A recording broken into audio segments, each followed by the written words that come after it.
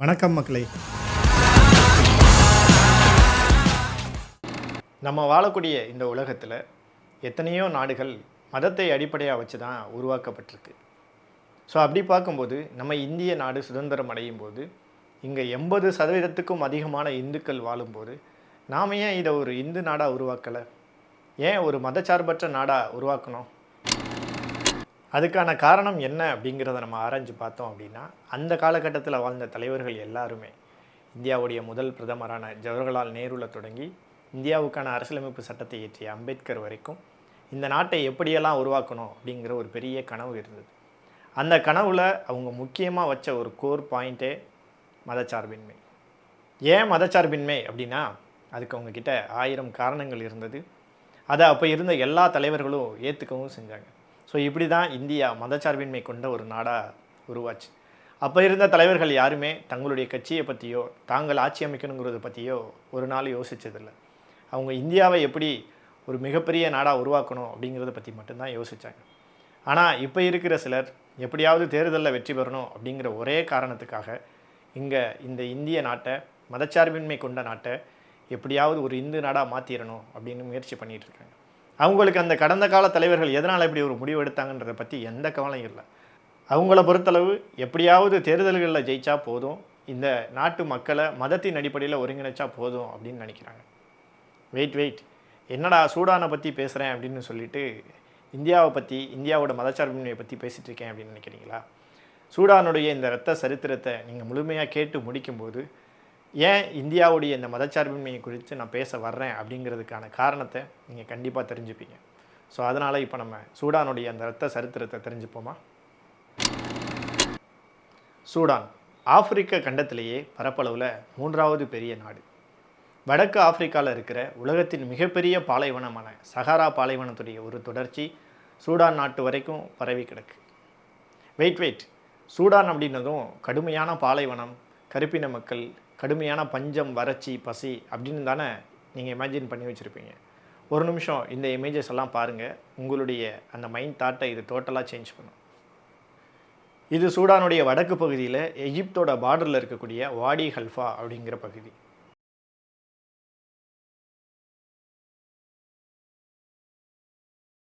இது அந்த நாட்டோட வடமேற்கு பகுதியில் இருக்கக்கூடிய, அதாவது லிபியா மற்றும் சாட் அந்த நாடுகளுடைய எல்லையை ஒட்டி அமைஞ்சிருக்கக்கூடிய வசாத் அல் நுகைப் அப்படிங்கிற பகுதியுடைய இமேஜஸ். இது அந்த நாட்டோடைய தலைநகரான கர்த்தூம்.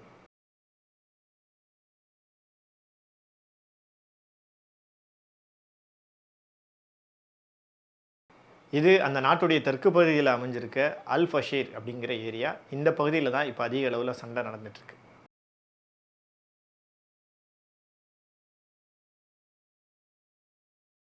இந்த இமேஜஸ் எல்லாம் பார்த்த உடனே சூடான் நாட்டை பற்றி இதுவரைக்கும் நீங்கள் பண்ணி வச்சுருந்த இமேஜினேஷனை இது டோட்டலாகவே சேஞ்ச் பண்ணியிருக்கும். எஸ், சூடான் மிகப்பெரிய அளவில் இயற்கை வளம் கொண்ட ஒரு நாடு. அதுக்கு இன்னொரு முக்கியமான காரணமும் இருக்குது. உலகத்தின் மிக நீளமான நதியான நைல் நதி சூடான் நாட்டு வழியாகவும் பாய்ந்து ஓடுது. ஆமாம், மத்திய ஆப்பிரிக்கா மற்றும் எத்தியோப்பியா நாடுகளில் 2 கிளை நதிகளாக உருவாகக்கூடிய நைல் நதி சூடான் நாட்டுடைய தலைநகரான கர்த்தூமில் தான் வந்து ஒன்றா மெர்ஜாகி மிகப்பெரிய ஒரே நதியாக, நைல் நதியாக பாய்ந்தோடி எகிப்து வழியாக சென்று மத்திய தரைக்கடல் பகுதியில் கலக்குது. என்னதான் சூடான் நாட்டுடைய வடக்கு பகுதி முழுவதும் பாலைவனங்களால் நிறைஞ்சிருந்தாலும் இந்த நைல் நதி சூடான் நாட்டில் ஓடுறதுனால மிகப்பெரிய அளவிலான இயற்கை வளங்கள், கனிம வளங்கள் சூடான் நாடு முழுவதும் நிறைஞ்சு கிடக்கு அப்படின்னே சொல்லலாம். சூடான் தான் ஆப்பிரிக்காலேயே தங்க உற்பத்தியில் 3வது இடத்துல இருக்குது. அதே மாதிரி இரும்பு தாதுக்கள், காப்பர், யுரேனியம் மாதிரியான உலோகங்களும் பூமியில் அங்கங்கே கிடைக்கக்கூடிய சில ரேர் எர்த் மினரல்ஸ் கூட சூடான் நாட்டில் கிடைக்கிது. இந்த இயற்கை வளங்களில் வெறும் உலோகங்கள் மட்டும் இல்லை, அங்கே மிகப்பெரிய அளவில் எண்ணெய் வளங்களும் இருக்குது. சூடானில் இருந்தும் பெரிய அளவில் கச்சா எண்ணெய் உற்பத்தி அப்படிங்கிறது நடந்துட்டு தான் இருக்குது. இதுவரைக்கும் சூடான் நாட்டுடைய புவியியல் அமைப்பை பற்றி பார்த்தோம். இப்போ சூடான் நாட்டை பற்றி கொஞ்சம் பொலிட்டிக்கலாக பார்க்கலாம். சூடான் நான் சொன்ன மாதிரி ஆப்பிரிக்காவில் 3வது பெரிய நாடு. அந்த நாட்டுடைய மக்கள் தொகை 5.2 கோடி. 500க்கும் மேற்பட்ட இனக்குழுக்கள் சூடானில் வசிச்சுட்டு இருக்காங்க. இஸ்லாம் தான் சூடான் நாட்டுடைய மிகப்பெரிய பிரதான மதம். கிட்டத்தட்ட 90% அதிகமான மக்கள் இஸ்லாமை ஃபாலோ பண்ணுறாங்க. 5% குறைவான கிறிஸ்தவர்களும் அந்த நாட்டில் வசிச்சுட்டு வராங்க. என்னதான் 500க்கும் மேற்பட்ட இனக்குழுக்கள் அங்கே வாழ்ந்தாலும் அவங்கள 2 வகையாக பிரிக்கலாம். ஒன்று அரேபிய கலாச்சாரத்தை பின்பற்றக்கூடிய அரபு இனக்குழுக்கள், இன்னொன்று ஆப்பிரிக்க கலாச்சாரத்தை பின்பற்றக்கூடிய ஆப்பிரிக்க பழங்குடியின இனக்குழுக்கள். இந்த 2 இனக்குழுக்களுக்குள்ள இந்த 500க்கும் மேற்பட்ட இனக்குழுக்களும் ஏதாவது ஒரு வகையில் போய் அடங்கிடுவாங்க. இந்த 2 இனக்குழுக்களில் அரேபிய கலாச்சாரத்தை பின்பற்றக்கூடிய இனக்குழுக்கள் தான் அங்கே அதிகம். அந்த மக்கள் தொகையில் கிட்டத்தட்ட 70% அதிகமாக இந்த அரேபிய கலாச்சாரத்தை பின்பற்றக்கூடிய இனக்குழுக்கள் தான் இருக்காங்க. அதென்ன அரபு இனக்குழுக்கள் அப்படின்னா அரேபிய மக்களுக்கும் இவங்களுக்கும் தொடர்பு இருக்கா, அவங்களுடைய வம்சாவளியினரா அப்படின்னு கேட்டிங்கன்னா அப்படி கிடையாது. இஸ்லாமுடைய ஆரம்ப காலகட்டத்தில் வடக்கு ஆப்பிரிக்காவில் உள்ள பல்வேறு நாடுகள் இஸ்லாத்தை ஏற்றுக்கொண்ட போது அந்த மக்கள் இஸ்லாத்தை ஏற்றுக்கொண்டதோடு மட்டும் இல்லாமல் அந்த அரேபிய கலாச்சாரத்தையும் முழுமையாக ஏற்றுக்கிட்டாங்க, அதுக்கு தங்களை அடாப்ட் பண்ணிக்கிட்டாங்க. நாளடைவில் அதுவே அவங்களுடைய கலாச்சாரமாக மாறி போனதுனால ஆப்பிரிக்காவில் இருக்கக்கூடிய பழங்குடியின கலாச்சாரங்களுக்கும் இவங்களுக்கும் டோட்டலாக வித்தியாசமாக இருந்ததுனால அவங்க அந்த அரபு கலாச்சாரத்தை அடிப்படையாக வச்சு அரபு இனக்குழுக்கள் அப்படின்னே அவங்கள அறிவிச்சுக்கிட்டாங்க. மற்றபடி இவங்களுக்கும் அரேபியர்களுக்கும் நேரடி வம்சாவளி தொடர்பு அப்படின்னு எதுவும் கிடையாது. ஸோ இந்த அரபு இனக்குழுக்கள் அரபு மற்றும் சூடானிய மொழி கலந்த ஒரு கலவையான மொழியை தான் அவங்க பேசுகிறாங்க. மீதம் இருக்கக்கூடிய 30% மக்கள் ஆப்பிரிக்க கலாச்சாரத்தை பின்பற்றக்கூடியவர்களாகவும் ஆப்பிரிக்க பழங்குடியின மொழிகளை பேசக்கூடியவர்களாகவும் இருக்காங்க. அவங்க மைனாரிட்டிஸாக இருந்தாலும் பெரும்பாலானவர்கள் இஸ்லாமியர்களாக இருக்கிறதுனால அவங்களும் சூடான் நாட்டுடைய அரசியல் மற்றும் கலாச்சாரத்தில் ஒரு முக்கிய பங்கு வகிக்கிறாங்க அப்படின்னு சொல்லலாம். ஸோ இப்போ நான் சொன்னதுலேருந்து உங்களுக்கு ஓரளவுக்கு சில விஷயங்கள் புரிஞ்சிருக்கும். என்னதான் சூடான் நாட்டில் 90%க்கும் அதிகமாக இஸ்லாம் இருந்தாலும் அரபு இனக்குழுக்கள் தான் அங்கே மெஜாரிட்டியாக இருக்கிறாங்க அப்படிங்கிறதுனால மைனாரிட்டிஸாக இருக்கக்கூடிய இந்த ஆப்பிரிக்க பழங்குடியின மக்கள் மேலே அவங்க டாமினேட் பண்ண ஆரம்பிக்கிறாங்க, அவங்கள ஒடுக்க ஆரம்பிக்கிறாங்க அப்படிங்கிறது தான் பிரச்சனைக்கு காரணமாக இருக்குது அப்படின்னு நினச்சிங்கன்னா பிரச்சனைக்கு காரணம் அது கிடையாது. அப்போ வேற என்ன காரணம் அப்படின்னு கேட்டிங்கன்னா அதை பற்றி தான் பார்க்க போகிறோம். வாங்க. வடக்கு ஆப்பிரிக்கா முழுவதும் இஸ்லாம் பரவின பின்னாடி எகிப்து தான் அங்கே இருக்கக்கூடிய இஸ்லாமியர்களுக்கு தலைமை பீடமாக, அதாவது மதத்துக்கு தலைமை பீடமாக செயல்பட்டுச்சு. ஸோ எகிப்தை மையமாக வச்சு அதோடைய கலாச்சாரத்தை பின்பற்றி தான் மற்ற ஆப்பிரிக்க நாடுகள்லையும் அந்த கலாச்சாரங்களை பின்பற்றி அவங்க ஆட்சி செய்ய ஆரம்பித்தாங்க. ஸோ அதன் அடிப்படையில் தான் சூடான் நாட்டிலையும் ஃபஜ் சுல்தானேட் மற்றும் டாஃபர் சுல்தானேட் அப்படிங்கிற 2 சுல்தான்களுடைய ஆட்சியின் கீழே சூடான் நாடு செயல்பட்டுட்டு வருது. ஸோ இப்படி இருக்கும்போது 1821 துருக்கியை ஆண்ட ஒட்டமன் பேரரசு அவங்களுடைய எல்லையை விரிவாக்கிக்கிட்டே போகிறாங்க. எகிப்து நாட்டையும் கைப்பற்றுறாங்க. எகிப்து நாட்டை கைப்பற்றின பின்னாடி இன்னும் அவங்களுடைய எல்லையை விரிவாக்கும் போது எகிப்தில் இருந்த ஒரு படைப்பிரிவை வச்சு அவங்க சூடான் நாட்டையும் கைப்பற்றி அவங்களுக்கு கீழே அவங்க இணைச்சிக்கிறாங்க. ஸோ அது வரைக்கும் ஃபஜ் சுல்தான்கள் மற்றும் டாஃபர் சுல்தான்களுக்கு கீழே இருந்த சூடான் நாடு அதுக்கு பின்னாடி ஒட்டமன் பேரரசுக்கு கீழே வருது. ஒட்டமன் பேரரசுக்கு கீழே இருந்த எகிப்திய குறுநில மன்னர்கள் அவங்க சூடான் நாட்டை ஆள ஆரம்பிக்கிறாங்க. ஸோ இவங்களுடைய ஆட்சியின் கீழே இருந்த சூடான் நாட்டு மக்கள் மேலே பெரிய அளவிலான வரிகளை விதிக்கிறாங்க. தெற்கு பகுதியில் வாழ்ந்த பழங்குடியின மக்களை வேட்டையாடி அவங்கள அடிமைகளாக எகிப்துக்கு கொண்டு போய் விற்பனை செய்ய ஆரம்பிக்கிறாங்க. ஸோ இவங்களுடைய காலகட்டத்தில் சூடானில் பெரிய அளவிலான பிரச்சனைகள் அப்படிங்கிறது ஆரம்பிக்குது. ஸோ இப்படி ஒரு கொடுமையான ஆட்சியின் கீழே ஒரு 60 வருஷம் கழித்து 1881 அகமது முகமது அப்படிங்கிற ஒருத்தர் இந்த கொடுமைகளை எல்லாம் பார்த்து சகிக்க முடியாமல் ஒரு புதிய புரட்சியை ஏற்படுத்துகிறார். என்ன அப்படின்னா அவர் தன்னை இஸ்லாமுடைய மஹ்தி அப்படின்னு அறிவிச்சுக்கிறார். மஹ்தி அப்படின்னா இஸ்லாமிய மீட்பர் அப்படின்னு சொல்லுவாங்க. அதாவது இஸ்லாத்தில் இனிமே ஒரு ப்ராஃபட் வரப்போகிறாரு அப்படிங்கிறது தான் முன்னறிவிக்கப்பட்ட ஒன்றா இருக்குது. அதாவது கிறிஸ்தவத்தில் மெசியா அப்படின்னு சொல்லுவாங்க. ஜீசஸ் கிறிஸ்ட அவங்க மெசியா அப்படின்னு சொல்கிறாங்க. யூதர்கள் அதை ஏற்றுக்காமல் இனிமே தான் எங்களுக்கான மெசியா வரப்போகிறாரு அப்படின்னு வெயிட் பண்ணுறாங்க இல்லையா. ஸோ அது மாதிரி இஸ்லாம்லையும் ஒரு ப்ராஃபட் வருவார் அப்படிங்கிறது தான் நபிகள் நாயகம் அவர்களால் முன்னறிவிக்கப்பட்டது. ஸோ அப்படி அந்த முன்னறிவிக்கப்பட்ட மஹ்தியா ப்ராஃபட்டாக தன்னை அறிவிச்சுக்கிட்டு இந்த ஒட்டமன் பேரரசுக்கு எதிராக அவர் மிகப்பெரிய அளவில் கலகம் பண்ணுறாரு. 1885 மிகப்பெரிய அளவில் போர் தொடுத்து அங்கே இருக்கக்கூடிய ஒட்டமன் படைகளை தோற்கடித்து அவர் அந்த நாட்டின் தலைநகரான கர்த்தூமை கைப்பற்றி அங்கே மிகப்பெரிய அளவில் ஒரு இஸ்லாமிய ஆட்சியை நிறுவுறாரு. அவர் தன்னை மஹ்தின்னு அறிவித்ததுனால அங்கே ஒரு மிகப்பெரிய அளவிலான இஸ்லாமிய ஆட்சியை அவர் நிறுவுறாரு. ஸோ இப்படி அவருடைய ஆட்சியின் கீழே அடுத்த 13 வருஷத்துக்கு எந்த பிரச்சனையும் இல்லாமல் தான் சூடான் நாடு கடந்து போய்கிட்டு இருந்துச்சு. ஸோ இப்படி இருக்கக்கூடிய ஒரு சுச்சுவேஷனில் தான் 1898 அதாவது அகமது முகமது அவர்கள் ஆட்சி அமைச்ச 13 வருடம் கழித்து பிரிட்டிஷ் பேரரசு ஒட்டமன் பேரரசுக்கு எதிராக போர் தொடுக்க ஆரம்பித்து எகிப்து மாதிரியான பகுதிகளை கைப்பற்ற ஆரம்பிக்கிறாங்க. ஸோ பிரிட்டிஷாருடைய உதவியோட எகிப்தில் இருந்த அப்போதைய ஆட்சி செஞ்ச மன்னர்கள் சூடான் மேலே மறுபடியும் படையெடுக்கிறாங்க. ஒரு அக்ரிமெண்ட் போட்டுட்டு, அவங்களுக்குள்ள ஒரு அக்ரிமெண்ட் போட்டுட்டு சூடான் மேலே படையெடுத்து சூடானை வந்து கைப்பற்றி இந்த மஹ்தின்னு அறிவித்த அகமது முகமது அவர்களை வந்து தோற்கடித்து அவங்க மீண்டுமாய் சூடானை தங்களுடைய ஆளுகைக்கு கீழே கொண்டு வராங்க. ஸோ இப்படி அவங்க கைப்பற்றின பகுதிகளை 2 பகுதியாக பிரித்து அவங்களுடைய ஆளுகைக்கு கீழே கொண்டு வந்து அவங்க ரூல் பண்ண ஆரம்பிக்கிறாங்க. ஏன் 2 பகுதிகளாக அப்படின்னா, இந்த இடத்துல நீங்கள் ஒரு விஷயத்தை நோட் பண்ணிக்கோங்க. அப்போது சூடான் ஒரு ஒருங்கிணைந்த நாடாக தான் இருந்தது. ரொம்ப ரீசெண்டாக தான் சூடான் நாடு 2ஆக பிரிந்து தெற்கு சூடான் மற்றும் சூடான் அப்படின்னு 2 நாடுகளாக பிரிஞ்சிருக்கு. ஸோ அந்த காலகட்டத்தில் சூடான் ஒரே நாடாக தான் இருந்தது. அங்கே என்னதான் இஸ்லாம் பெரிய மதமாக இருந்தாலும் பழங்குடியின மக்களும் பழங்குடியின மதங்களை ஃபாலோ பண்ணக்கூடிய மக்களும் பெரிய அளவில் இருந்தாங்க. அதாவது இவங்களுக்கு ஈக்குவலாக இருந்தாங்க. அப்படிங்கிறதுனால இந்த 2 மக்களுக்கு இடையில் எந்த விதமான சண்டையும் வந்துடக்கூடாது அப்படிங்கிறதுக்காகவும், அஸ் யூஷுவல் பிரிட்டிஷை பற்றி சொல்லவே வேணாம். கண்டிப்பாக அவங்க இஸ்லாமியர்கள்ட்ட போய் மதம் மாற்ற முடியாது. கண்டிப்பாக இந்த ஆப்பிரிக்க பழங்குடியின மக்கள்கிட்ட மதம் மாற்றக்கூடிய வேலையை செய்யலாம். அப்படிங்கிறதுனால அவங்க வடக்கு தெற்கு அப்படின்னு 2 பகுதிகளாக பிரித்து அரபு இனக்குழுக்களை தனியாகவும் தெற்கு பகுதியில் வாழ்ந்த ஆப்பிரிக்க பழங்குடியின மக்களை தனியாகவும் ஆட்சி செய்ய ஆரம்பிக்கிறாங்க. அவங்களுடைய ஆட்சியின் கீழே தெற்கு பகுதியில் வாழ்ந்த ஆப்பிரிக்க பழங்குடியின மக்களில் சிலர் கிறிஸ்தவ மதத்தையும் ஏற்றுக்கிறாங்க. ஸோ இப்படி தான் பிரிட்டிஷோட ஆட்சிக்கு கீழே சூடான் 1899 இருந்து 1956 வரைக்கும் அவங்களுடைய ஆட்சிக்கு கீழே இருந்தது. ஸோ 1956 ஜனவரி 1ஆம் தேதி பிரிட்டிஷ்கிட்ட இருந்து சூடான் நாட்டுக்கு சுதந்திரம் கிடைக்கிது.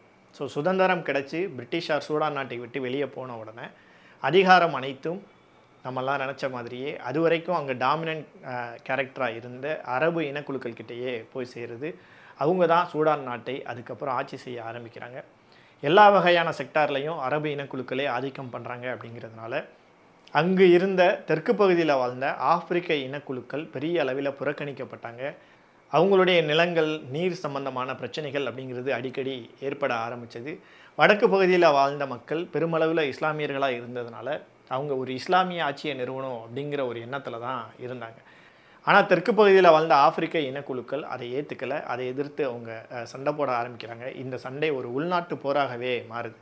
அதாவது 1956 சுதந்திரம் கிடைச்சதுலேருந்து 1972 வரைக்கும் 14 வருஷம் அந்த உள்நாட்டு போர் தொடருது. அதாவது வடக்கு பகுதியில் இருந்த அரேபிய இனக்குழுக்களுக்கும் தெற்கு பகுதியில் வாழக்கூடிய ஆப்பிரிக்க பழங்குடியின மக்களுக்கும் இடையில் மிகப்பெரிய அளவில் உள்நாட்டு போர் வெடிக்குது. 2 தரப்பினரும் பெரிய அளவில் மாறி மாறி தாக்கிக்கிறாங்க. அவங்களுடைய நிலங்கள் பிடுங்கப்படுது. பெரிய அளவிலான உயிரிழப்புகள் அப்படிங்கிறது ஏற்படுது. ஸோ இந்த சுச்சுவேஷனில் தான் 1972 அவங்களுக்குள்ள ஒரு அக்ரிமெண்ட் போட்டுக்கிறாங்க. அதனால் அது வரைக்கும் நடந்த உள்நாட்டு போர் தற்காலிகமான ஒரு முடிவுக்கு வருது. ஸோ இஸ்லாமிய ஆட்சியின் கீழே நாட்டை நாங்கள் கொண்டு வர மாட்டோம் அப்படின்ற ஒரு உறுதிமொழியோடு அந்த அக்ரிமெண்ட் இருந்ததுனால அவங்களுக்குள்ளே இருந்த அந்த உள்நாட்டு யுத்தம் ஓரளவுக்கு நிறுத்தி வைக்கப்படுது. அப்படி நிறுத்தி வைக்கப்பட்டிருந்த இந்த யுத்தம், இந்த அமைதி ரொம்ப நாள் நீடிக்கலை. ஒரு 10 வருடத்திற்குள்ளாகவே, அதாவது 1983 அந்த நாட்டோட புதிய அதிபராக தேர்வான நிமேரி அப்படிங்கிறவர் தான் அதிபராக பதவியேற்ற உடனேயே அந்த நாட்டை ஒரு இஸ்லாமிய நாடாக அறிவிக்கிறாரு. இந்த நாடு இனிமேல் இஸ்லாமிய சட்டத்தின் அடிப்படையில் தான் இயங்கும். அதாவது சரியத் சட்டம் அப்படின்னு சொல்லுவாங்க. இஸ்லாமிய ஆட்சி முறைக்குனே இருக்கக்கூடிய ஒரு லா. இது பெரும்பாலான இஸ்லாமிய நாடுகளில் இந்த சரியத் சட்டம் தான் ஃபாலோ பண்ணப்படுது. அப்படின்னும்போது சூடான் நாட்டிலையும் இனிமேல் சரியத் சட்டத்தின் அடிப்படையில் தான், ஷரியா லாவின் அடிப்படையில் தான் நம்ம நாடு செயல்படும் அப்படின்றத அறிவிக்கிறார். அவர் இந்த அறிவிப்பை வெளியிட்ட உடனேயே அது வரைக்கும் அமைதியாக இருந்த அந்த தெற்கு பகுதி மக்கள் மறுபடியும் ஒரு உள்நாட்டு கலவரத்தில் ஈடுபட ஆரம்பிக்கிறாங்க. இனிமேலும் இவங்களை நம்பினா கதையாகாது அப்படின்னு அவங்களுக்குன்னு ஒரு இராணுவத்தையும் அவங்க உருவாக்குறாங்க. அதாவது Sudan people liberation army, SPLA அப்படிங்கிற ஒரு இராணுவத்தையும் அவங்களுக்காக அவங்க தோற்றுவிச்சு இந்த வடக்கு பகுதியில் இருக்கக்கூடிய அரபு இனக்குழுக்களுக்கு எதிராக மிகப்பெரிய அளவிலான உள்நாட்டு யுத்தத்தை தொடர்றாங்க. இந்த உள்நாட்டு யுத்தம் 22 வருடங்கள் வரைக்கும் நடக்குது. இந்த உள்நாட்டு யுத்தத்தில் கிட்டத்தட்ட 2 மில்லியன் அளவிலான மக்கள் கொல்லப்படுறாங்க. 2 மில்லியன் அப்படின்னா 20 லட்சம் மக்கள் அந்த உள்நாட்டு யுத்தத்தில் நடந்த போரினால் கொல்லப்பட்டிருக்காங்க. பல மில்லியன் மக்கள் அந்த நாட்டை விட்டு அகதிகளாக இடம்பெயரவும் செஞ்சுருக்காங்க. ஸோ 22 வருடம் தொடர்ந்த இந்த யுத்தம் 1883 2005 வரைக்கும் தொடர்ந்த இந்த யுத்தம் ஐநா மன்றத்தினுடைய தலையீட்டின்படி ஒரு அமைதி ஒப்பந்தத்தின் அடிப்படையில் ஒரு அக்ரிமெண்ட்டுக்கு கீழே வர்றாங்க. என்ன அப்படின்னா, தெற்கு பகுதியில் வாழக்கூடிய ஆப்பிரிக்க இனக்குழுக்களுக்கு அதாவது தன்னாட்சி உரிமை நாங்கள் வழங்குகிறோம். அவங்களுக்கான பகுதிகளை அவங்களே ஆட்சி செய்யட்டும். அதில் நாங்கள் இன்டர்ஃபியர் ஆக மாட்டோம், எங்களுடைய இஸ்லாமிய ஷரியத் சட்டம் அவங்கள் மீது செலுத்தப்படாது, அவங்க மேலே நாங்கள் இம்ப்ளிமெண்ட் பண்ண மாட்டோம், அவங்களுக்கான தன்னாட்சி அதிகாரத்தை கொடுக்குறோம் அப்படிங்கிறது தான் அந்த அமைதி உடன்படிக்கை. ஸோ அந்த அமைதி உடன்படிக்கையின்படி 2005 இந்த உள்நாட்டு போர் முடிவுக்கு வருது. தெற்கு பகுதியில் வாழக்கூடிய மக்கள் 5 வருடம் அவங்க தன்னாட்சியின் கீழே அவங்களாகவே சுயமாக ஆட்சி செய்ய ஆரம்பிக்கிறாங்க. ஸோ இந்த தன்னாட்சியின் கீழே இயங்கின அந்த மக்கள் 2011 ஒரு பொது வாக்கெடுப்பு நடத்தி பெரும்பாலான மக்களுடைய ஆதரவோட, கிட்டத்தட்ட 98.6% மக்களுடைய ஆதரவோட தனி நாடாக நாங்கள் பிரிஞ்சு போகிறோம் அப்படின்ற ஒரு முடிவை எடுத்து 2011 தெற்கு சூடான் அப்படிங்கிற ஒரு புதிய நாடு உதயமாகுது. ஸோ இந்த புதிய நாடு உருவானதோட பிரச்சனை முடிஞ்சதா? ஏன் இதுவரைக்கும் சண்டை அப்படின்னா, வடக்கு பகுதியில் வாழ்ந்த அரேபிய இனக்குழுக்கள் இஸ்லாத்தை ஃபாலோ பண்ணக்கூடிய மக்களுக்கும் ஆப்பிரிக்க பழங்குடியின மதங்களை ஃபாலோ பண்ண மக்களுக்கும் கிறிஸ்தவர்களுக்கும் இடையில் இருந்த மோதல் தான் இந்த 2 உள்நாட்டு போர்களுக்கும் காரணமாக இருந்தது. ஸோ இந்த பிரச்சனை இப்போ ஓரளவுக்கு தீர்ந்துருச்சுன்னே சொல்லலாம். ஏன்னா தெற்கு பகுதியில் வாழ்ந்த ஆப்பிரிக்க பழங்குடியின மக்களும் கிறிஸ்தவர்களும் சேர்ந்து தங்களுக்குன்னு ஒரு தனி நாடே உருவாக்கிட்டாங்க அப்படின்னும்போது, அதுவரை சிந்தப்பட்ட ரத்தம் அதோட நின்றுச்சா அப்படின்னு பார்த்தீங்கன்னா, அது வரைக்குமே சிந்தப்பட்ட ரத்தம் அப்படிங்கிறது ரொம்ப அதிகமானது. 2வது உள்நாட்டு போரில் மட்டும் 2 மில்லியன் மக்கள் 20 லட்சம் பேர் கொல்லப்பட்டிருக்காங்க அப்படின்னா, முதல் உள்நாட்டு யுத்தத்தில் எத்தனை லட்சம் பேர் கொல்லப்பட்டிருப்பாங்க அப்படிங்கிறத யோசித்து பாருங்கள். ஸோ கணக்கே இல்லாமல் சூடான் மண்ணில் ரத்தம் சிந்தப்பட்டுக்கிட்டே இருந்தது. இந்த 2011 தெற்கு சூடான் உருவாக்கத்திற்கு பிறகு ஓரளவுக்கு ஓய்ந்து அங்கே அமைதி திரும்பியதா அப்படின்னு பார்த்தீங்கன்னா, அங்கே தான் பிரச்சனை வேறொரு ரூபம் எடுக்குது. ஸோ இந்த 2வது உள்நாட்டு யுத்தம் நடந்துட்டு இருந்த காலகட்டத்தில் 2003 காலகட்டங்களில் அப்போது அதிபராக இருந்த அல் பஷீர் அப்படிங்கிறவர் என்ன பண்ணுறாரு அப்படின்னா, தலைநகரான கர்த்தூமுக்கு பக்கத்தில் இருக்கக்கூடிய டாஃபர் அப்படிங்கிற ஏரியாவில் ஆப்பிரிக்க பழங்குடியின மக்களுக்கும் அரபு இனக்குழுக்களுக்கும் இடையே ஒரு மிகப்பெரிய அளவில் மோதல் அப்படிங்கிறது வெடிக்குது. அங்கே இருக்கக்கூடிய நிலப்பிரச்சனை தொடர்பாக ஒரு மோதல் வெடிக்குது. அங்கே இருக்கக்கூடிய ஆப்பிரிக்க இனக்குழுக்கள் பல்வேறு ஆயுத குழுக்களாக மாறி அவங்களும் அரசுக்கு எதிராக செயல்படுறாங்க. அந்த ஆப்பிரிக்க இனக்குழுக்கள் இஸ்லாத்தை ஃபாலோ பண்ணக்கூடியவங்களாக இருக்காங்க. தெற்கு பகுதியில் தான் கிறிஸ்தவர்களும் ஆப்பிரிக்க பழங்குடியின மதத்தை ஃபாலோ பண்ணக்கூடிய மக்களும் இருக்காங்க அப்படின்னும்போது, தலைநகரான கர்த்தூம் பக்கத்தில் இருக்கக்கூடிய டாஃபூர் ரீஜனில் இந்த மாதிரியான ஒரு கிளர்ச்சி அப்படின்றது உருவான போது, அதை ஒடுக்குவதற்காக ஒரு ஸ்பெஷல் யூனிட்டை அதிபர் அல் பஷீர் அப்படிங்கிறவர் உருவாக்குறாரு. ஸோ அந்த யூனிட்டுக்கு பெயர் ஜஞ்சாவித் யூனிட் அப்படின்னு அந்த யூனிட்டை ஆரம்பிக்கிறாரு. அந்த ஜஞ்சாவித் படைகள் என்ன பண்ணுது அப்படின்னா, அந்த டாஃபூர் ரீஜனில் நடந்த கிளர்ச்சியை மிகப்பெரிய அளவில் ஒடுக்குறோம் அப்படிங்கிற பேரில் மிகப்பெரிய அளவில் இனப்படுகொலை செய்கிறாங்க. அங்கே இருக்கக்கூடிய ஆப்பிரிக்க பழங்குடியின இன மக்களை மிகப்பெரிய அளவில் இனப்படுகொலை செய்கிறாங்க. கொத்து கொத்தாய் கொன்று ஒழிக்கிறாங்க. அவங்களுடைய பெண்களை கற்பழிக்கிறாங்க. மிகப்பெரிய அளவிலான மனித உரிமை மீறல் அப்படிங்கிறது நடக்குது. ஸோ இந்த இனப்படுகொலைகளுக்கு எதிராக உலக நாடுகள் முழுவதும் பெரிய அளவிலான கண்டனங்கள் அப்படிங்கிறது வருது. ஐநா மன்றத்திலையும் பெரிய அளவிலான விவாதங்கள் நடக்குது. ஸோ இந்த ஜஞ்சாவித் படைகள் அப்படிங்கிற அந்த ஸ்பெஷல் யூனிட் முற்றிலுமாய் கலைக்கப்பட்டு அதுக்கு வேறொரு வடிவம் கொடுக்குறாங்க. RSF அப்படின்னு சொல்லிட்டு ரேபிட் சப்போர்ட் ஃபோர்ஸ் அப்படின்னு சொல்லிட்டு ஒரு புதிய வடிவத்தில் ஒரு புதிய துணை இராணுவ படையாக இந்த ஜஞ்சாவித் படையை மறு வடிவமைப்பு செஞ்சு அந்த ஜஞ்சாவித் படையினுடைய தலைவராக ஏற்கனவே இருந்த முகமது ஹம்டன் டகாலோ அப்படிங்கிறவர், அவரை ஷார்ட்டாக ஹெமிட்டி அப்படின்னு அழைக்கிறாங்க. ஸோ இந்த முகமது ஹம்டன் டகாலோ அப்படிங்கிறவர் தான் ஏற்கனவே இருந்த ஜஞ்சாவித் படைகளுக்கும் தலைவராக இருந்தார். ஸோ அது புதிய துணை இராணுவ படையாக RSF உருமாற்றம் அடைந்த பின்னாடியும் அவர் தான் அந்த துணை இராணுவ படைக்கும் தலைவராக இருக்கிறார். ஸோ ஏன் இந்த துணை இராணுவ படையை பற்றி பேசுகிறோம் அப்படின்னா, துணை இராணுவ படை அப்படின்னா ஆல்ரெடி ஒரு இராணுவ படை அப்படின்ற ஒன்றும் இருக்கணும் இல்லையா? ஸோ இங்கே சூடானுடைய மெயின் இராணுவமாக SAF அப்படிங்கிற இராணுவம் அப்படின்றது இயங்கிக்கிட்டு இருக்கு. ஸோ இதோட தலைவராக அப்துல் ஃபத்தா அல் புர்ஹான் அப்படிங்கிறவர் செயல்பட்டுருக்கார். ஆல்ரெடி ஒரு இராணுவம் இருக்குது, SAF அப்படிங்கிற இராணுவம் இருக்குது. அதோட தலைவராக அப்துல் ஃபத்தா அல் புர்ஹான் அப்படிங்கிறவர் இருக்கார். ஸோ அந்த படைகள் ஆல்ரெடி தெற்கு பகுதியில் இருந்த மிகப்பெரிய அளவிலான அந்த கிளர்ச்சியை அந்த உள்நாட்டு போரில் ஈடுபட்டு இருந்ததுனால உள்நாட்டில் டாஃபர் ரீஜனில் இருந்த அந்த கிளர்ச்சியை ஒடுக்குவதற்கு தான் இந்த ஜஞ்சாவித் படைகளை உருவாக்குறாரு. அதன் மேலே மிகப்பெரிய அளவில் விமர்சனம் எழுந்த உடனே அதை கலைச்சிட்டு துணை இராணுவ படை அப்படிங்கிற பேரில் RSF அப்படின்னு அதை உருமாற்றம் செய்து அதை தொடர்றாங்க. அப்படியே காலங்கள் உருண்டோடுது. 2019 ஸோ சூடான் நாட்டில் மிகப்பெரிய அளவிலான ஒரு மக்கள் போராட்டம் அப்படிங்கிறது அந்த நாட்டுடைய அதிபர் அல் பஷீருக்கு எதிராக வெடிக்குது. ஸோ மக்களோட இணைஞ்சு சூடான் நாட்டு இராணுவமும் SAF மற்றும் RSF 2 இராணுவ படைகளும் மக்களோடு இணைந்து அதிபரான அல் பஷீரை ஆட்சியை விட்டு அகற்றி மக்களோட இணைந்த மக்களும் இராணுவமும் இணைந்த ஒரு இடைக்கால ஆட்சியை வந்து நிறுவுறாங்க. எப்படி இலங்கையில் மிகப்பெரிய அளவில் மக்கள் போராட்டம் வெடித்த பின்னாடி ஒரு இடைக்கால அரசு நிறுவி ஒரு புதிய அதிபரை கொண்டு வந்தாங்களோ, அதே மாதிரி சூடான் நாட்டிலையும் அந்த அதிபரை தூக்கிட்டு மக்களும் இராணுவமும் இணைந்த ஒரு புதிய இடைக்கால அரசை உருவாக்குறாங்க 2019. 2 வருடம் கூட அந்த இடைக்கால அரசு தொடரலை. 2021 இந்த எஸ்ஏஎஃப் சூடானுடைய ஆர்மியும் ஆர்எஸ்எஃப் அப்படிங்கிற இந்த ரேபிட் சப்போர்ட் ஃபோர்ஸ் இரண்டும் இணைந்து மக்களோட ஆதரவோடு நடந்த அந்த ஆட்சியில் மக்களை தூக்கிட்டு அவங்க முழுவதுமாக ஆட்சியை கைப்பற்றுறாங்க. ஸோ முன்னாடி அதிபருடைய ஆட்சிக்கு கீழே இருந்த சூடான் அதுக்கடுத்து மக்கள் போராட்டத்தின் மூலமாக மக்களுடைய கைக்கு வருது. மக்களுடைய ஆதரவு பெற்ற நபர்கள் போய் ஆட்சியில் அதிகாரத்தில் அமர்றாங்க. ஸோ அவங்களையும் அந்த இடத்த விட்டு தூக்கிட்டு முழுமையாக சூடான் இராணுவ கட்டுப்பாட்டுக்கு கீழே இந்த எஸ்ஏஎஃப் மற்றும் ஆர்எஸ்எஃப் அப்படிங்கிற இந்த இராணுவம் மற்றும் துணை இராணுவத்தின் கட்டுப்பாட்டின் கீழே 2021 வருது.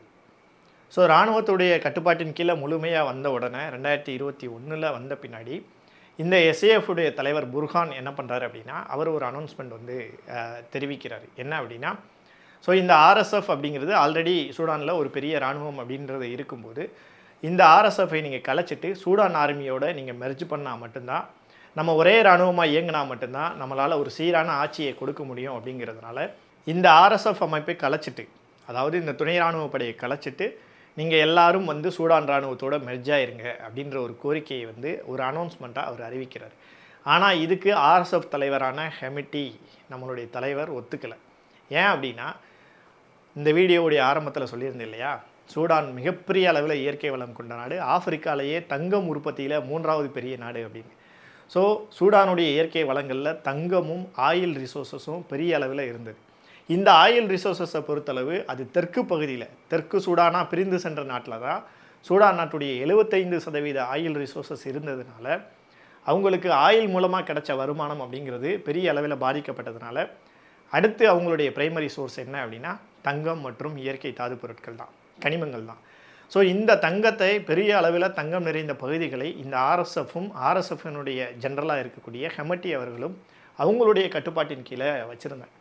ஸோ இவங்க இந்த மெயின் இராணுவத்தோடு தாங்கள் மெர்ஜாகிறது மூலமாக தங்கள் கட்டுப்பாட்டில் இருக்கக்கூடிய இந்த பகுதிகளை நம்ம இழந்துருவோம், இதன் மேலே இருக்கக்கூடிய அதிகாரத்தை இழந்துருவோம். அப்படிங்கிறதுனால எங்களால் மெர்ஜ் பண்ண முடியாது, நாங்கள் வந்து இதுக்கு உடன்பட மாட்டோம் அப்படின்னு வந்து அதை மறுத்துடுறாரு.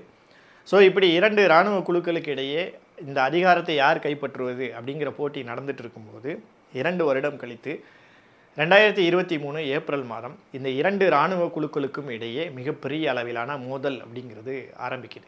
ஸோ அது வரைக்கும் பேச்சுவார்த்தையின் மூலம் எப்படியாவது யாராவது ஒரு பக்கம் அதிகாரத்தை கைப்பற்றி அவங்களுக்கு கீழே இந்த நாட்டுடைய ஆளுகையை கொண்டு வந்துடலாம் அப்படின்னு நினச்சிட்டு இருந்த அவங்களுக்கு அந்த மோதலுடைய ஆரம்பம் அப்படிங்கிறது ரொம்ப அதிர்ச்சியானதாகவே இருந்திருக்கும்.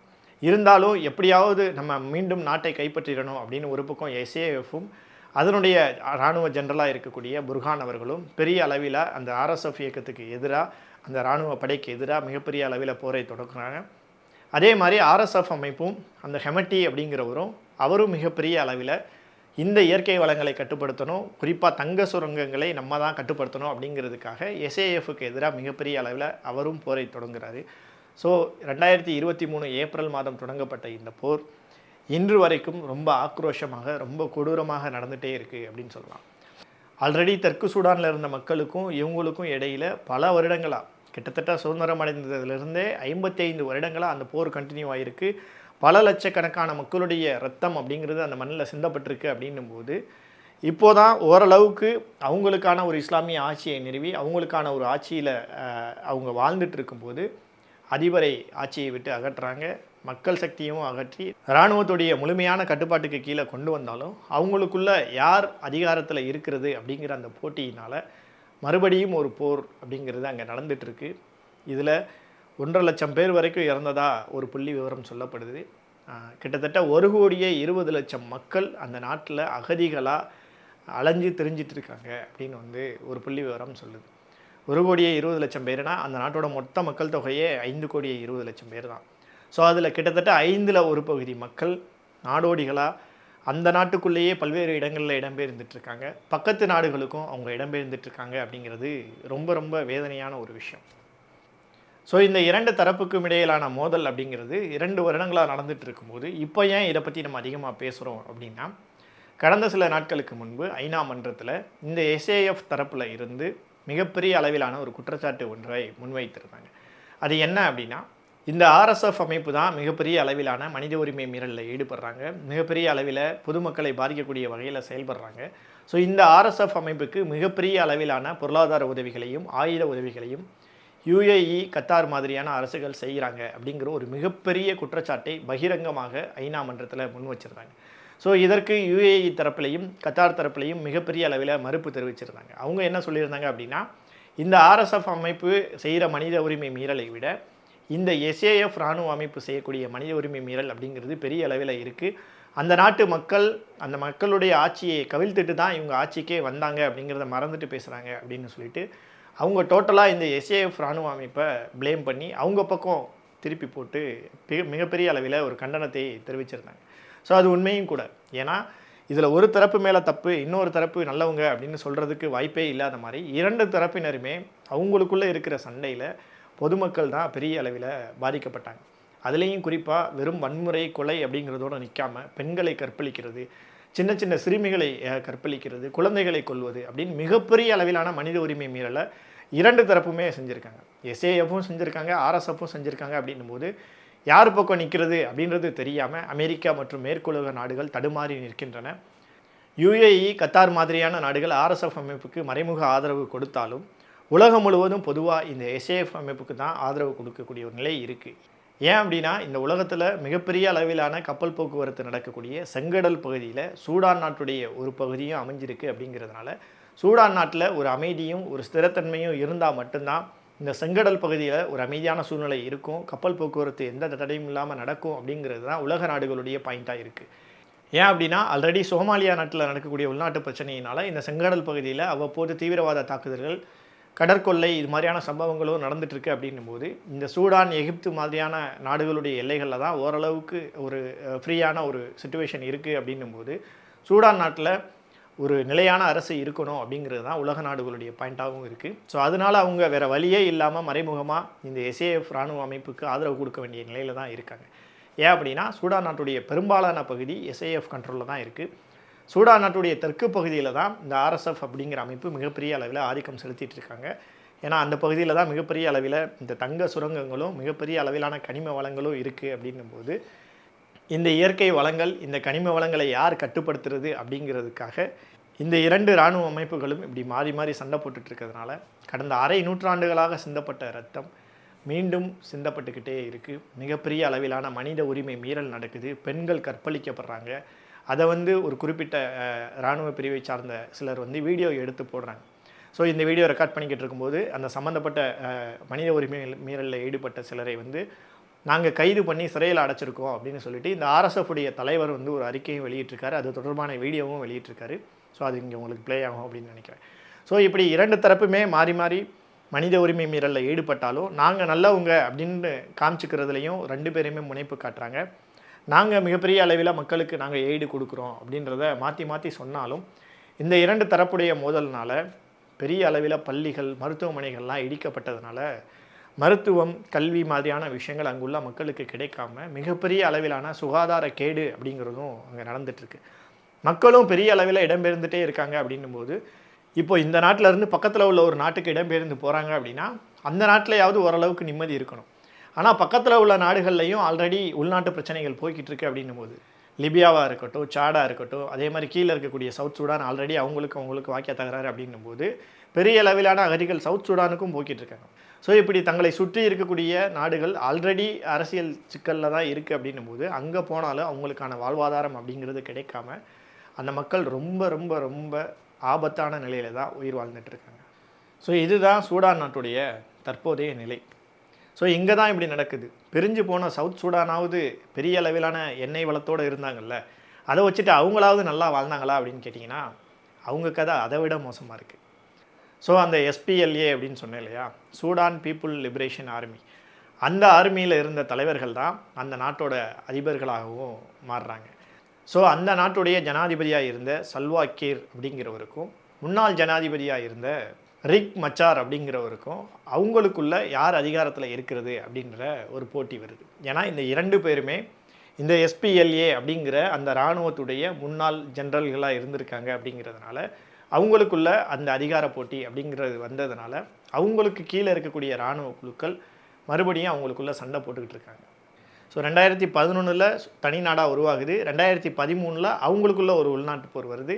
இந்த 2 இராணுவ தளபதிகளும் ஜனாதிபதிகளாகவும் துணை ஜனாதிபதிகளாகவும் மாறினாலும் யாருக்கு அதிகாரம், யார் இந்த எண்ணெய் வளங்களை கட்டுப்படுத்துவது அப்படிங்கிற அந்த அதிகார போட்டியில் பண வெறியில் அவங்களுக்குள்ள சண்டையை ஆரம்பிக்கிறாங்க. 2013 ஆரம்பித்த அந்த உள்நாட்டு போர் 2020 வரைக்கும் தொடருது. அதுலேயும் பல்லாயிரக்கணக்கான மக்கள் கொல்லப்படுறாங்க. பல லட்சக்கணக்கான மக்கள் அகதிகளாக அந்த நாட்டுக்குள்ளேயே டிஸ்பிளேஸ்மெண்ட் ஆகுறாங்க, இடம்பெயர்ந்து போகிறாங்க. ஸோ அங்கேயும் ஒரு மிகப்பெரிய அளவிலான பேரவலம் அப்படிங்கிறது தொடருது. ஸோ 2020 அவங்களுக்குள்ள ஒரு பீஸ் அக்ரிமெண்ட் போட்டுட்டு இந்த 2 தரப்புமே இணைந்து ஒரு புதிய அரசாங்கத்தை நிறுவி இப்போது ஓரளவுக்கு பிரச்சனை இல்லாமல் போய்கிட்டு இருக்கு அப்படின்னு சொன்னாலும் ஆல்ரெடி ஒரு 7 வருடங்களாக சண்டை போட்டிருக்காங்க இல்லையா. ஒரு மிகப்பெரிய அளவிலான உள்நாட்டு யுத்தங்கள் நடந்திருக்கு. மிகப்பெரிய அளவிலான எண்ணிக்கையிலான மக்கள் கொல்லப்பட்டிருக்காங்க அப்படின்னும் போது அந்த பகை இன்னும் அப்படியே மூண்டுகிட்டே இருக்குது. அதுக்கு இன்னொரு முக்கியமான காரணம் என்ன அப்படின்னா, இந்த 2 இராணுவ தளபதிகளும், அதாவது ஜனாதிபதி மற்றும் முன்னாள் துணை ஜனாதிபதியாக இருந்த இந்த 2 பேரும் வேறு வேறு இனக்குழுவை சார்ந்தவங்க. இந்த சல்வாகீர் அப்படிங்கிறவர் டிங்கா அப்படிங்கிற ஒரு பழங்குடி இனத்தை சார்ந்தவர். இந்த மச்சார் அப்படிங்கிறவர் நூயர் அப்படிங்கிற இன்னொரு பழங்குடி இனத்தை சார்ந்தவர். இந்த 2 பழங்குடியின மக்கள் தான் மெஜாரிட்டியாக இருக்காங்க அப்படின்னும் போது இந்த 2 இராணுவ தளபதிகளுக்கு இடையே அதிகார வெறியினால் நடக்கக்கூடிய இந்த சண்டைகளில், அதாவது யார் இந்த இயற்கை வளத்தை கட்டுப்படுத்துவா அப்படிங்கிற அந்த போட்டியில் நடக்கக்கூடிய சண்டைகளில் இந்த 2 இனத்துக்கு இடையேயான சண்டையாக அது உருமாற்றம் அடைந்து இந்த 2 இன மக்களும் மாற்றி மாற்றி இன்றைக்கும் சண்டை போட்டுகிட்டே தான் இருக்காங்க. என்னதான் 2 பேரும் இணைந்து ஒரு ஒற்றுமையாக ஒரு அரசை அமைத்து அவங்களுக்குள்ளே இந்த வளங்களை பங்கு போட்டுட்டு அவங்க ஆட்சியை நடத்தினாலும் இந்த 2 இனக்குழுக்களுக்கு இடையே அவ்வப்போது மோதல் அப்படிங்கிறது நடந்துகிட்டே தான் இருக்குது. ஸோ சவுத் சூடான்லையும் இப்போவும் ஒரு நிலையான ஆட்சி இல்லை, அங்கேயும் ஒரு குழப்பமான சூழ்நிலை தான் இருக்குது. அந்த 2 இனக்குழுக்களுக்கு இடையே எப்போவுமே சண்டை அப்படிங்கிறது தொடர்ந்துகிட்டே தான் இருக்குது அப்படின்னும் போது, ஸோ இப்படி சூடான்லையும் அமைதி இல்லாமல் இவ்வளோ பெரிய அளவிலான சண்டை நடந்துகிட்ருக்கு. சவுத் சூடான்லையும் பிரிஞ்சு போனவங்களாவது அந்த இயற்கை வளத்தை வச்சு நாட்டை பெரிய அளவில் முன்னேற்றிருப்பாங்க அப்படின்னு பார்த்தோன்னா அவங்களும் பெரிய அளவில் சண்டை போட்டுட்ருக்காங்க அப்படின்றது ரொம்ப ஒரு வேதனையான ஒரு விஷயம்.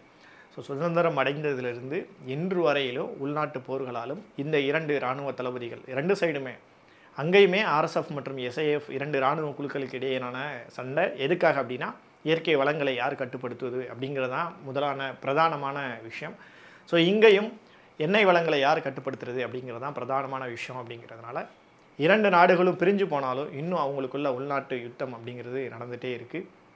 ஸோ என்ன கேட்டிங்கன்னா, சூடானில் நடந்த இந்த உள்நாட்டு யுத்தங்களில் சிந்தப்பட்ட மக்களுடைய இரத்தத்தை எடுத்து நைல் நதியவே நிரப்பிடலாம் அப்படின்னு தோணுது. ஏன்னா 2வது உள்நாட்டு போர்லேயே 20 லட்சம் பேர் இறந்துருக்காங்க அப்படின்னா, முதல் போர் எடுத்துக்கோங்க, இப்போ நடக்கக்கூடிய இந்த சண்டைகளையும் எடுத்துக்கோங்க, தெற்கு சூடானில் நடக்கக்கூடிய சண்டைகளையும் எடுத்துட்டிங்க அப்படின்னா ஒட்டுமொத்தமாக நைல் நதியவே நிரப்பக்கூடிய அளவுக்கு மக்களுடைய இரத்தம் சிந்தப்பட்டிருக்கும் அப்படின்னு நினைக்கிறேன். ஸோ இதை நான் ஒரு வேடிக்கைக்காக சொல்லலை, ரொம்ப சீரியஸாக சொல்கிறேன். ஸோ அந்த அளவு மக்களுடைய ரத்தம் சிந்தப்பட்டும் இவ்வளவு இயற்கை வளம் கொண்ட ஒரு நாடு இவ்வளவு ஒரு ஏழ்மையான நிலையில் இன்றைக்கும் சூடானில் 70% மக்கள் மனித உதவிகள் தேவைப்படக்கூடிய இடத்துல இருக்காங்க. பெரிய அளவிலான குழந்தைகள் ஊட்டச்சத்து குறைபாட்டை நோக்கி போய்கிட்டு இருக்காங்க. மருத்துவ உதவி அப்படிங்கிறது அவங்களுக்கு கிடைக்காம இருக்குது. மிகப்பெரிய அளவிலான ஹியூமனிடேரியன் கிரைசிஸ் அப்படிங்கிறது 2 நாட்டிலையுமே தொடர்ந்துட்டுருக்கு. ஸோ இந்த ரத்தம் சிந்துதல் வெறும் சூடான்லேயும் அல்லது சவுத் சூடானில் மட்டும்தான் நடக்குதான்னு பார்த்தீங்கன்னா ஆப்பிரிக்காவில் உள்ள பல நாடுகளில் நடந்துகிட்டே இருக்குது. ஸோ ஆப்பிரிக்காவுடைய நில அமைப்பை பொறுத்தளவு தெற்கு பகுதி முழுவதும் கிறிஸ்தவர்கள் நிறைந்த பகுதியாகவும், வடக்கு பகுதி முழுவதும் இஸ்லாமியர்கள் நிறைந்த பகுதியாகவும், இந்த மத்திய ஆப்பிரிக்கா அப்படிங்கிறதான் இந்த 2 மதத்தை சார்ந்தவர்களும் மெர்ஜாகக்கூடிய ஒரு பகுதியாக இருக்குது. அப்படிங்கிறதுனால இந்த மத்திய ஆப்பிரிக்காவில் இருக்கக்கூடிய பல நாடுகளில் தான் உள்நாட்டு யுத்தங்கள் அப்படிங்கிறது நடந்துகிட்டே இருக்குது. ஸோ அப்படி வடக்கு பகுதியில் இருக்கக்கூடிய இஸ்லாத்தை பின்பற்றக்கூடிய நாடுகளாவது அமைதியாக ஸ்டேபிளாக இருக்கா அப்படின்னு பார்த்தீங்கன்னா அங்கேயும் உள்நாட்டு குழப்பங்கள். ஏன் அப்படின்னா இந்த இயற்கை வளங்கள் சார்ந்த பிரச்சனைகள் தான். யார் இயற்கை வளங்களை கட்டுப்படுத்துவது, யார் அதிகாரத்தில் இருக்கிறது அப்படிங்கிற பிரச்சனை லிபியாவில் ஆரம்பித்து வடக்கு பகுதியில் இருக்கக்கூடிய இஸ்லாமிய நாடுகள்லேயும் நடக்குது. தெற்கு பகுதிகளில் கிறிஸ்தவர்கள் மெஜாரிட்டியாக இருக்கக்கூடிய காங்கோ மாதிரியான நாடுகள்லேயும் நடக்குது. So DRC, Democratic Republic of Congo, so அது மத்திய ஆப்பிரிக்காவில் ஒரு மிகப்பெரிய நாடு. பெரிய அளவிலான கிறிஸ்தவர்கள் எண்ணிக்கையில் இருந்தாலும் யார் அதிகாரத்தை கைப்பற்றுவது, யார் இயற்கை வளங்களை கட்டுப்படுத்துவது அப்படிங்கிற பிரச்சனை இங்கேயும் போய்கிட்டு இருக்கு, அங்கேயும் போய்கிட்டு இருக்கு. ஸோ இப்படி பல நாடுகளில் இந்த நிலை தொடருது.